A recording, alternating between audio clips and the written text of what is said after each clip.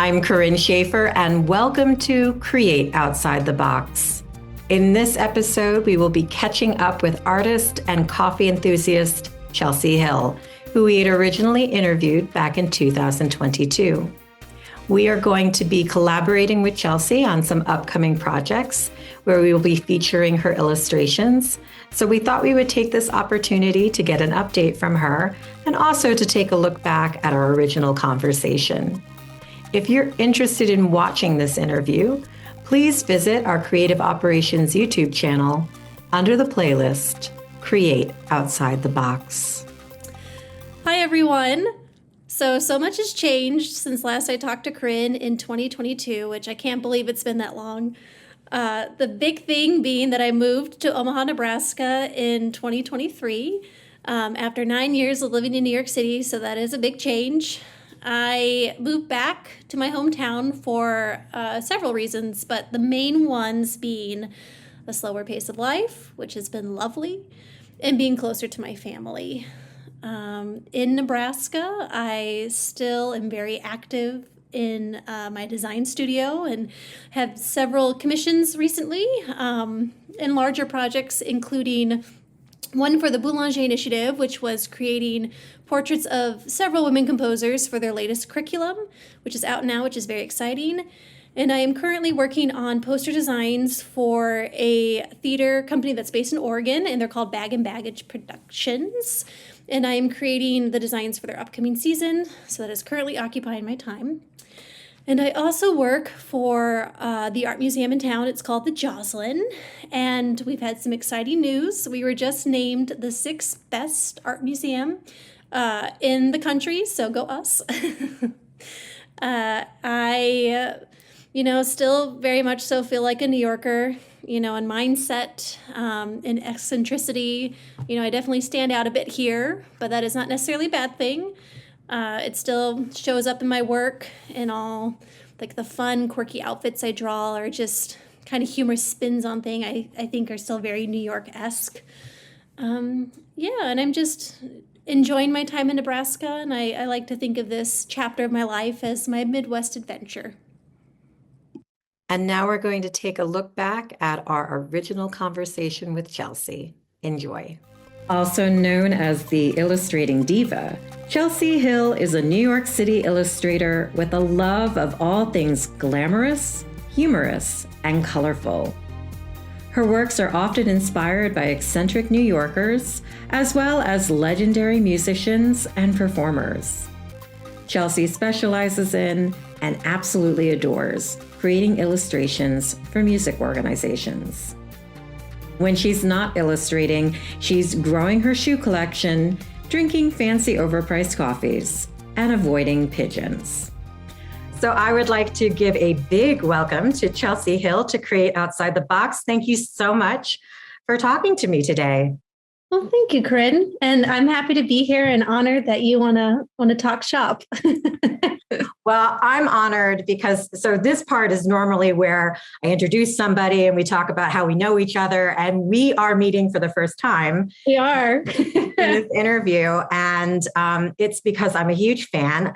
I can't even remember how I discovered you. I just kind of found you on Instagram, and your stuff is just so whimsical and fun and colorful and witty, and I just love it. So I wanted to learn more about you and your artistic process. One of the things that I was learning about you as I prepared for this interview is that you come from multiple generations of performing and visual artists. How did that influence your getting into the arts, and did that help you kind of navigate what to expect and the ups and downs of the career? Well, definitely influenced it. I mean, my mom's a professional flute player based in Omaha. My dad has worn many creative hats, was a cartoonist. His father was a modern artist, was a professor at a university. So I definitely grew up exposed to classical music and symphonic works and opera at a young age, musical theater, as well as kind of old school cartoonists like Hilary Knight, Myra Kalman, who's like a famous New Yorker illustrator who I adore. for my dad's side. So I definitely had both sides covered by one parent. Like one was the music side, one was the art side. So it was definitely encouraged, and the arts were valued in my family. And I'm from Nebraska, so I like to say that I'm the oldest of four, and we're all, musical theater artists, musicians. In my case, I'm the visual artist, just a very eccentric New York family based in Omaha, Nebraska. In terms of preparing me for it, we never really talked about like the artist lifestyle. It was just, if you want to do this and you love it, pursue it. And I was always supported. I have a degree in musical theater. So that was more my art form. My parents were very supportive of that, and, came to every competition, and, drove me out state to audition for places. And then when I moved to New York, when I kind of switched gears to illustration, they were thrilled. So, I've always had the support, but we've never had the, like, this is what being an artist means. It's more like, you can figure it out and we believe in you. And I think for me, that's helped me because I don't have the, the fear attached to it that I think a lot of my peers have had with parents. But my mom's side, her grandfather was a professional musician. He played with Lawrence Welk and did the big band scene. So she grew up, hearing what that lifestyle was like, and decided for herself that she didn't want that. She wanted to stay local. But with her kids, she was very honest about her grandfather's experiences, albeit from the 30s and 40s. Yeah. The things you can apply to today. And my dad's father, showed regionally and was pretty well known within the modern art community within like the Midwest. And same thing, he saw that lifestyle and then kind of told us what that was about too. So I didn't go into it blind, but I didn't have the fear attached to it. They never told me not to do it, or, you're going to really have to struggle. You need to like have a day job. It was always just go for it. Yeah. There wasn't this added pressure to it, because I think you're absolutely right. I think the fear and the pressure gets in the way. Oh yeah. And sometimes it's not even fear and pressure that our loved ones or our family are actually putting on us. We just think they have this expectation of us and we put it on ourselves, which is kind of crazy. So that must have been very freeing to just be like, I know where I am. They know where I am. I'm good to go, Yeah. And with that, I really learned to trust myself, and, I did. I moved here specifically to sing. I was a choral ringer for a while. And when I transitioned into illustration, that really resonated with my artistic expression more than singing ever did. They were like thrilled. They were excited. They were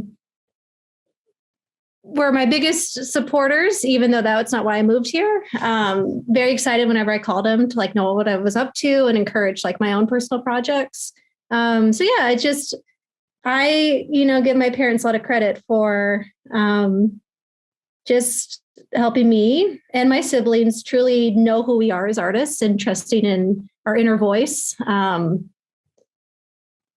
So no fear attached to the lifestyle, only like endless possibilities and enjoy the adventure. Like that's what I grew up with. Yeah, I like that attitude. That's a good attitude to have. You're kind of getting ahead of me a little bit in the sense that, we know that you're comfortable and you love your life now as an illustrator. But as you mentioned, you started off studying musical theater and opera. Yeah.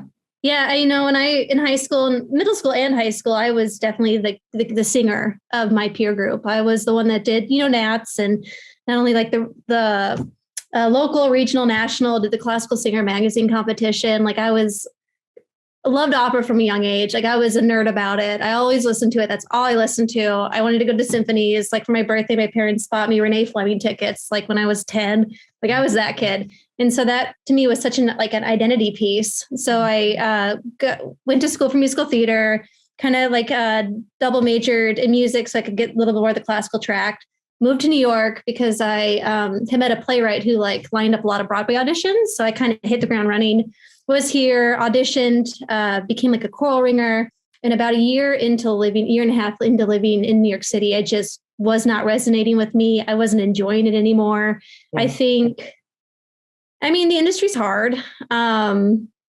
Particularly like if like I moved to New York City, not really knowing that many people. So just the hustle and the showing up at 6 a.m. for auditions kind of killed the fun for me. So tried it, did the singing thing. Still, music is my greatest passion in life. But through that, I developed an even bigger passion for illustration. Yeah. And I love that because you show your love for music through that illustration. Yeah. I just wonder, like, as a kid, having both sides represented in your family, did you feel like you had to take sides? Did you feel like it had to be either or? Because I feel so many people limit themselves because, as you said, like, it was such a big part of your identity. You know, it was how you labeled yourself, like you were the singer out of everybody. And then when you started going down the path and started, you know, actually creating the career in New York and seeing what it actually was like, and you're like, yeah, I don't know, this isn't resonating. But it's not resonating. Like, I have to, you know, create a whole new identity. And does that mean totally giving up this? Does it mean stepping into something new? Now, you embraced it. I mean, I get the sense that you're like, I'm ready. I'm not afraid of this. I'm just, you know, Chelsey 2.0. But I think for a lot of artists, it's hard because they cling so much to one identity and they don't look at it as expanding. And I actually don't think people have to choose all the time. You know, like if you know, you love being an illustrator, but if you wanted to do a concert and, you know, next year, just for you, just for fun, Chelsey, the illustrator, can still do that. So I was just curious if you ever felt that, but it sounds like your family was just supportive no matter what you did. And you didn't feel the struggle with that. Never from them. I mean, initially when I did that transition, I had a lot of actual vocal issues. And so I think that was the tough component. And so for me, I mean, I was always visual. Like, even just when I was singing, I was a spectacle. I always coordinated my outfits to the rip. Like, I enjoyed that part of it. Like in my undergrad, I worked in the costume shop. I did all the renderings. And so that was still very much so a part of my life. My identity was more as the singer, but that talent was always there. So when I kind of went through a little bit of a vocal crisis and I was going to ENTs, to me, the visual side was the way to cope with that. And then it just expanded from there. Doing better now. Obviously, the singing's still a big part, but I think it was initially that vocal stressful period where things were not quite clicking. That identity piece was a little tough, but it was about 6 months. Yeah. And then I hit the ground running and I was like, I love drawing. This is awesome. And speaking of your art and your work, it is, as you said, so influenced by your love of music. How does your love of music and how does your experience as a singer influence the work that you do? Well, I've always loved people's stories. Even when I was young, I would pick an opera singer I really liked and just learn everything I could about them, like their life, how they, like where they grew up, how they became, you know, the artists that they are. So a lot of my subject matter is it's opera singers. It's Maria Callas, it's Joan Sutherland. It's people that I grew up listening to. My kind of unique spin on it is that I also love fashion and kind of like in humor and wit. So it's taking subject matters I like, it's an homage to them, but dressing them in clothes that I would love to wear, putting them in like colorful situations, trying to make them more accessible to people who maybe have never heard of them, like putting like a fun spin on it. So that's truly where music and like the love of like the performer and the life of the performer has influenced my work as a visual artist. I'll do like some like kind of nerdy things. Like I did like a cigarette solfege series called Sigfege. So it's the cigarette hands or the solfege hands with cigarettes. So just quirky things like that. I did also like a chart with musical fox, but they didn't make sense. They're very nonsensical. Mm-hmm. So it was like the spinto soprano just is like yappy yorkie. Like the descriptions don't actually make sense with like the vocal description, which is what it's when you hear like a Fock, you're like, what is that even? So you can kind of make it your own thing. So I do like nerdy things like that, but typically my subject matter, it's performers and, you know, it's celebrating people that inspire me and that have impacted, you know, my life growing up. Like I would just listen literally for hours to like Callas or Renee Fleming and just like daydream. Like the music was kind of a catalyst to letting my mind wander and just like opening up like daydreaming imagination. So I think it's always been connected. who knows where it'll expand to? Like right now, I like drawing people, but 2 years from now, who knows like where the inspiration will spark.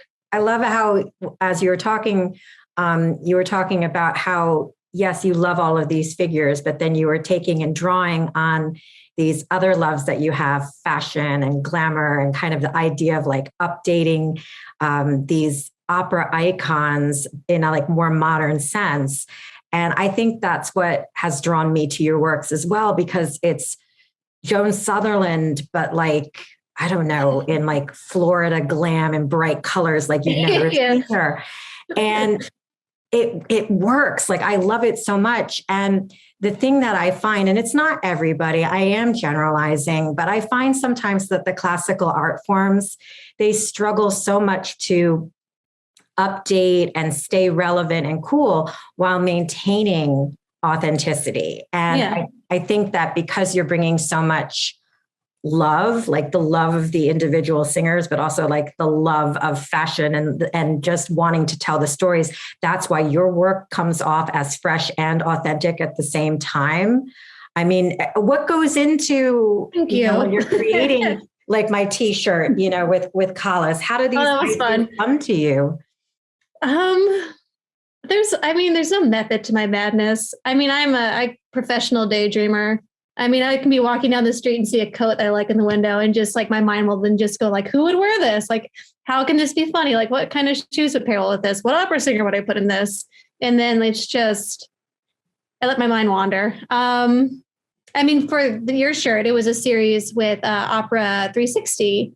And so I was bored, and I love Opera 360. And I asked Eugenia if I could do like a Callis series for the Maria Monday, but do my spin on it, which was really fun. And she's like, absolutely. And so then we made it into a contest. And then people got to vote on their favorite, which is the shirt that you're wearing, that one. Yeah. I mean, if I'm able to collaborate with people, that's fun, because it also offers like another like perspective, or just a person to like, maybe I can get inspiration from, or a different like view on something, or like incorporate like a challenge, like, only if we draw with this color, like what would that look like? And you've had some really awesome collaborations. I mean, not just Opera 360, but you've had Girls Who Conduct, which is I love that one. Cool mission. You've had your own Women Composers Alphabet series. I did. And that got picked up with the Boulanger Initiative. That's amazing. It was very cool. It's kind of put it more at a national level than what I could have done on my own, just based on their network. So it's in like, I mean, nothing brings me more pleasure than seeing like the Women Composers Alphabet poster in a classroom, like in Ohio. Like, that's awesome. Like, that's the best thing ever. No, it's amazing. It's really amazing. So speaking of these collaborations, you've collaborated with different opera houses. You've collaborated with different groups. What have been some of your favorite collaborations, and who would you like to collaborate with?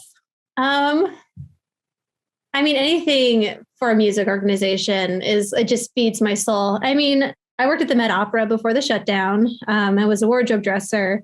And through that position, I became very close with the Met Opera Chorus. And so then they hired me as an illustrator, and I illustrated their logo. So that one's really special, because I got to draw a lot of the costumes that I handled. So it's fun. So that's up there. I just finished poster design for Baltimore Music Halls, and I had done it's for a phenomenal women's concert series, which I had done right before the pandemic shut down 2 years ago.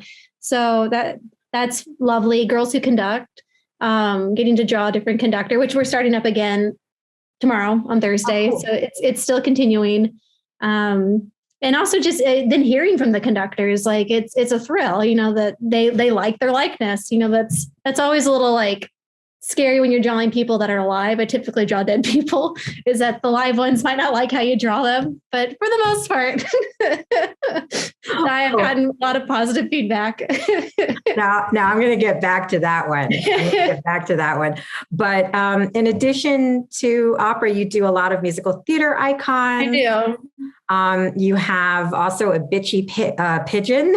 That comes and makes a cameo in some of your work.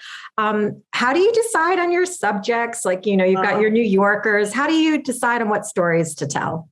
I think it just depends on what's going on in my life. The pigeon actually, was based off like a really terrible arts teacher I had. And so it was when I first moved to New York, it was just kind of what that relationship dynamic made me feel like. And so like I'm like the little mute character, or at least that mute character represents where I was then. And she doesn't talk, and the pigeon's just nasty. And it's just trying to take humor from like an unpleasant situation and like put a funny spin on it. And also back then I loved pigeons. Like when I first moved to the city, I don't remember seeing them in Nebraska. I'm sure we had them, but that was like, I noticed them everywhere. I'm like, there's so many pigeons in the city. So that's why that became like the subject matter. And then taking the personality of that terrible teacher and putting it in like in a really bitchy pigeon. And it's super simple and funny. And they take like 5 minutes to draw. And it's to this day, my most asked about work of art, like the collective series. Absolutely. Wow. That's hilarious. Haven't done too much of him lately. And then what was the other series? New Yorkers. Just the vibrancy, different personalities, characters that I see. My first series I did 4 years ago that actually kind of got me a little bit of traction was a 100-day New Yorker challenge. So every day I drew a different type of New Yorker with 6 funny facts. And it was like Times Square Elmo, just things that you would never see in Nebraska. Just like an old lady with a cart, like trying to go down the subway, just very New York specific things. So yeah, it just depends on where I'm working, like what I'm seeing every day. That tends to like influence what I create and what subject matters I draw for, So life inspiring art. Yes, always. It always has to draw from some type of personal connection. Okay, but you were saying personal connection in general, you'd prefer not people you actually know or people that are icons who've passed away. But you have done, some works of living artists. I have. It's always nerve-wracking. And, a lot of people will know you on social media as Illustrating Diva. Yes. In putting everything out there on Instagram, Facebook, all of these different platforms, have you heard back on any artists? Yes, several, which is a thrill. And none that were nasty, like knock on wood. Several artists that I grew up listening to. And so for me, it's like just like a total geek out moment. And like I'm trying not to come off like a nerd. Drop a name or two. It's Stephanie Blythe. Like I just love, and she's the loveliest person. We became Facebook friends, and she was in the 100-day series. I saw her perform as this like glitter unicorn on the Mets, the Pride Parade float. So I did like a little illustration of her, and that's how we connected. Juliana Hall, like I grew up singing some of her art songs, and I drew her for a Phenomenal Women poster. So she loved it. Randy Rainbow owns my mug. I was going to ask about that because I was like, does she have any cool celebrity fans? And I was trying to go back because I could have sworn there was a Randy Rainbow story that he owned one of your mugs. Yeah. He posted the Lane Stritch mug. And I love that. Like that one, because I feel like I have a thing for Lane Stritch. Like I want to be her when I'm now, you know what I mean? But when I'm 80, she's just does not care. And it's just ballsy. And I have this mug of her just lounging, just this classic ingenue. And I feel like that sums up my type. And so Randy Rainbow likes that mug, and he posts a lot of stories like him, pouring like a Keurig coffee into the Elaine Stritch mug. So then I have people reach out. They're like, did you design this? I'm like, yeah. I have no idea how he found it, but he did. That's awesome. Speaking of social media, you were not always the Illustrating Diva. I was not. You used to be the coffee hooker. Yeah. Yeah. So I came up with that name when I was 12. I love coffee. I always, it's my favorite accessory. I'm never without a coffee. I was coffee hooker. I started Instagram, not for illustration, just to post all like the bizarre things I like would find around New York, And then when I started drawing, people started noticing me and tagging me, and it was like kind of like higher, classier institutions being like, "Thank you, coffee hooker," and I'm like, I need to change this. I trademarked it. I own it. I even like have another Instagram account of coffee hooker just so no one else takes the name. But then I was like, what's still me, but a little bit more like palatable for like different, institutions and organizations, and that's where Actually, with the Met Opera Chorus, we did a brainstorming session once during Knock-Knotten, and they're like, Illustrating Diva. I'm like, perfect. Yeah, it is perfect. But I still have a soft spot for Coffee Hooker. And, Thank you. Me too. And you do I am a coffee hooker. Yeah. And you have it trademarked. And so I think it's my hidden desire to like have you do a coffee table book called Coffee Hooker. A Coffee Hooker. So. Well, yeah, it would pair well. Coffee Hooker is they're my initials. I'm Chelsey Hill, and Coffee Hooker is obviously Coffee Hooker. And it's my heightened illustrated self. So it's kind of like, did you ever watch Fleabag? Like that character's name is Fleabag. So it's Coffee Hooker. But it'd be funny to see her like misadventures. Obviously very heightened and just wears like the most like outrageous things, which I wear outrageous things, but she like takes it to like the nth degree. A whole nother level. Yeah. Well, I would definitely buy that book, and I'm curious for the future to see what Coffee Hooker gets up to. Adventures. I'll put that on the back burner. She still lives. What new and exciting projects do you have for the future? What's coming up? Well, I just finished actually quite a bit in the last week. So right now I'm in a little bit of a lull period, which is nice because my brain needs to kind of rest a little bit. More personal projects. I don't know what they're going to be yet, but I want to do more series. Mm-hmm. So whenever I get any inspiration, then I usually just dive head in. But right now I'm in a little bit of a lull, which is not bad.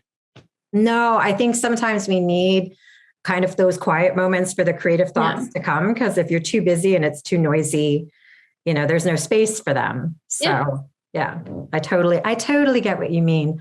But if people want to, get in contact with you, because you do collaborate with organizations, you also collaborate with individuals. If someone wanted to collaborate with you, or if someone wants to just enjoy your work, where would they find you? Well, Illustrating Diva on the gram, or my website, chelseahill.com, and it's Chelsey with a Y, which is confusing for everybody. And I'll include all of the information in the show notes so you know where to find Chelsey and all of her amazing illustrations. Thank you so much for taking the time today to speak with me. It's been a pleasure, and I can't wait to see what else you come up with. Oh, thank you for having me. This is awesome. Thank you for joining us for this episode of Create Outside the Box. Please follow us, like, and subscribe on Spotify, Buzzsprout, and now Apple Podcasts. And check us out on our Creative Operations YouTube channel, where you can subscribe to watch our interviews. For more information about creative operations, please visit www.creative-operations.org.